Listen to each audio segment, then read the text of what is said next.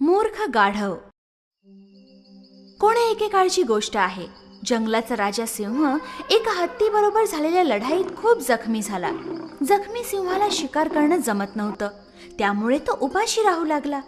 एक चतुर कोल्हा सिंहाचा मंत्री होता. सिंहाचा शिकार न करण्यामुळे कोल्ह्याला सुद्धा उपाशी राहावं लागत होतं. एक दिवस, महाराज, आपण दोघेही उपाशी आहोत. तुम्हाला शिकार करणे जमत नाही. अजून असे काही दिवस चालले तर आपण दोघेही भुकेने मरून जाऊ. मंत्री, या अशा जखमी अवस्थेत मला शिकार करणं शक्य नाही. तू काहीही करून एखाद्या जनावराला गोड गोड बोलून फसवून इथे घेऊन ये. इकडे मी त्याला सहज मारू शकेन आणि मग आपण भरपूर खाऊ शकू. मी पूर्ण प्रयत्न करतो महाराज. कोल्हा तिथून एखाद्या प्राण्याला शोधायला निघाला. काही अंतरावर त्याने एका गोलमटोल गाढवाला पाहिलं. कोल्ह्याचे डोळे आनंदाने चमकले. तो गाढवाजवळ गेला.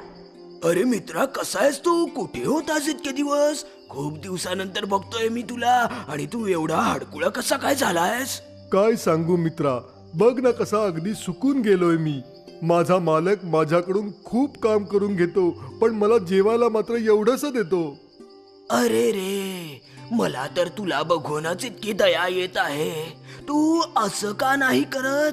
माझ्या बरोबर जंगलात चलला. आमचा राजा खूप दयाळू आहे.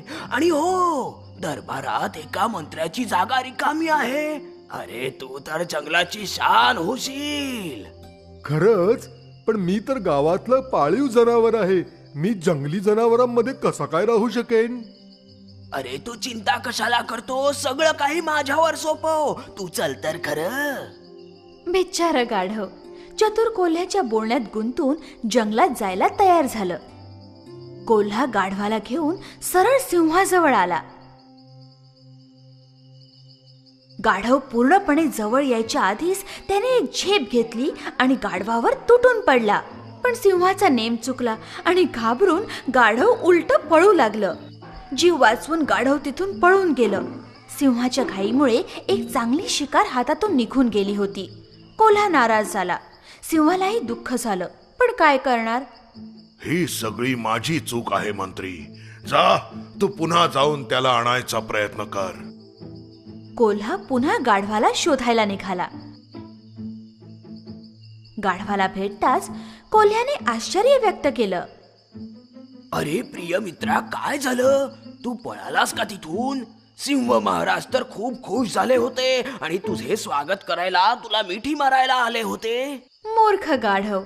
पुन्हा त्या धूर्त कोल्ह्याच्या बोलण्यात आलं आणि सिंहाला भेटायला पुन्हा एकदा कोल्ह्याबरोबर निघालं. यावेळेस सिंह खूपच सावध होता. त्याने गाढव पूर्णपणे जवळ याची वाट पाहिली आणि मग एक जोरदार गर्जना करून झेप घेतली. कोल्हा आणि सिंह खूप खुश झाले आणि बिचारं गाढव सिंहाची शिकार बनलं. सिंह गाढवाचं मांस खाण्यास सुरुवात करणार इतक्यात, महाराज, मला माहित आहे की तुम्ही खूप भुकेले आहात, परंतु खाण्याच्या आधी तुम्ही आंघोळ करून घ्यावी असे मला वाटते. सिंहाला हा विचार पटला. बरेच दिवसात त्यानेही आंघोळ केली नव्हती. सिंह स्नान करायला नदीच्या दिशेने गेला. सिंह तिथून गेल्यावर कोल्ह्याने पटकन गाढवाचा मेंदू खाऊन टाकला.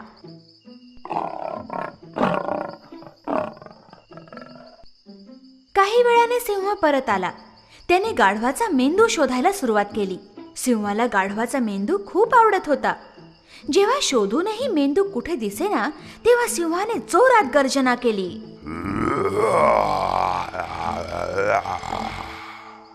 याचा मेंदू कुठे आहे मंत्री? तू तर नाही ना खाल्लास?